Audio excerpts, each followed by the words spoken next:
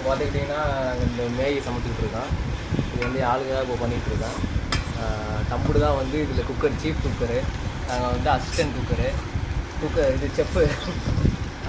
இந்த Maggi plus இந்த Maggi 3 மேகியையும் mixed பண்ணி ஒரு சமையலை போட்டுட்ருக்கோம்.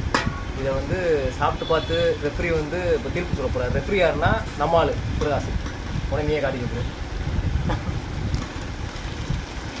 இதை பார்த்துட்டு ரிசல்ட் வந்து நாங்கள் நெக்ஸ்ட் வீடியோவில் சொல்கிறோம். பார்ட் 2ல. நெக்ஸ்ட்டு இது ஹாஸ்டல் வாரன்னு தெரியாமல் சமைச்சிக்கிட்டு இருக்கோம். ஓகே, பார்த்தீங்கன்னா ஃபுல்லாக ஹாஸ்டலு வந்து எல்லாத்தையும் மூடி வச்சுட்டு சத்தம் கேட்கக்கூடாதுன்றக்காக ஃபேனை ஓட்டி விட்டு சமைச்சிக்கிட்டு இருக்கேன். அந்த ஃபேன் சவுண்டை கேட்டிங்கன்னா நான் பேசுகிறது கூட கேட்காது, அந்தளவுக்கு சவுண்டு.